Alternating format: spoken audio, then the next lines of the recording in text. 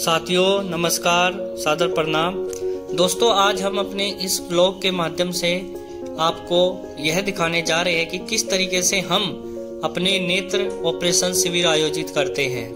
आज हम काफ़ी इंतजार करने के बाद देहरादून से गांव भलसवा गाज के लिए निकले हैं और जब देहरादून से निकलते हैं तो रास्ते में माँ डाटकाली का मंदिर भी आता है और साथ में एक सुरंग जो कि अभी नई बनी है, क्योंकि पहले एक ही सुरंग थी जिसकी वजह से जाम बहुत रहता था, और उस सुरंग से हम निकल रहे हैं और सुरंग के अंदर 24 घंटे लाइटें जली रहती हैं।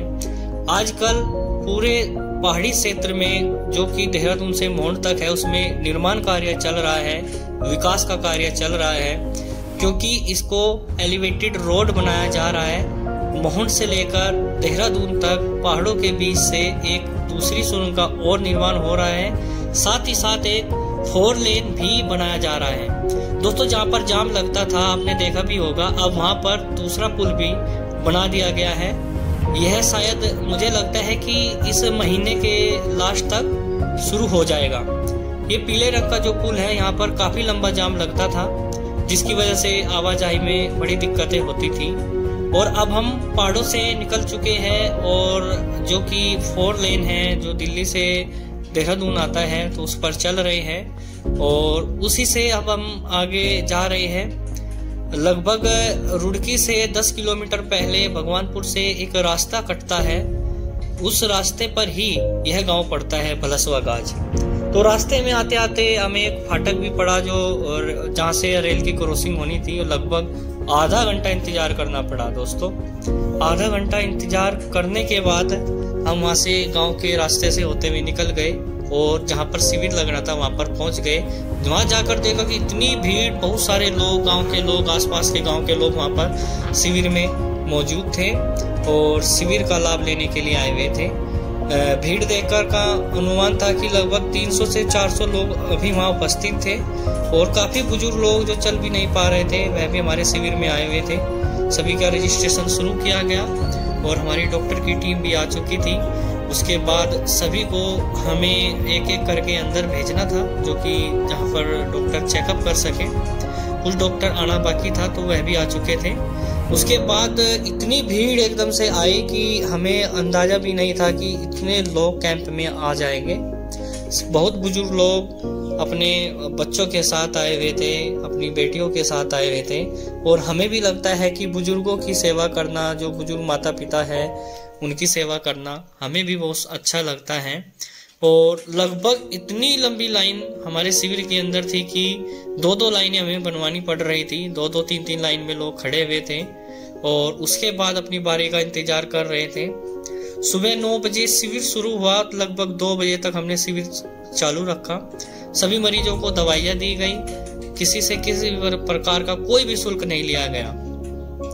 धीरे धीरे मरीज आते रहे, मरीज बढ़ते रहे और मरीज चेकअप कराते रहे और दवाइयाँ लेते रहे। काफी लगभग 2 घंटे बीतने के बाद कुछ भीड़ का हमें लगा था कि कम होगी, लेकिन भीड़ लगातार बढ़ने लगी। इतनी भीड़ हो गई कि हमें अंदाजा भी नहीं था कि हमारे इस शिविर में इतनी भीड़ होगी। और जब शिविर खत्म हो गया तो हम वापिस देहरादून के लिए आ रहे थे, फिर वही जाम की स्थिति। लगभग हमें 50 मिनट का इंतजार करना पड़ा अपनी बारी के लिए।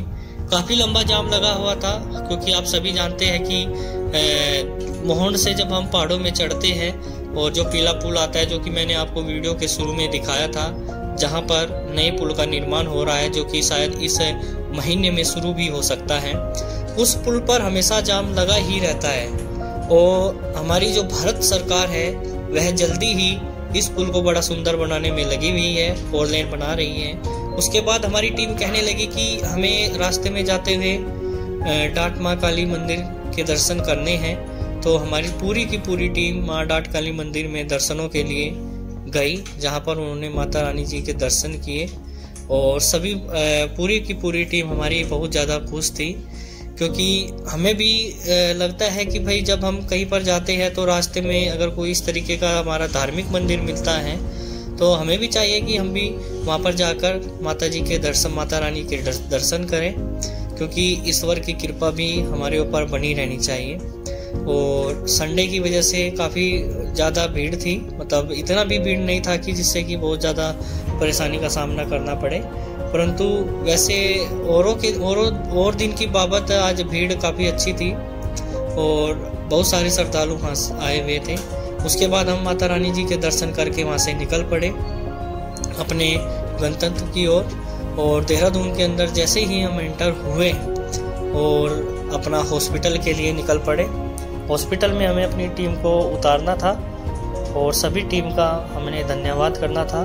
तो दोस्तों, मैं आप सभी के से एक निवेदन करना चाहूँगा कि आप हमारे चैनल को सब्सक्राइब करें और ऐसी वीडियो का हमेशा आनंद लेते रहें।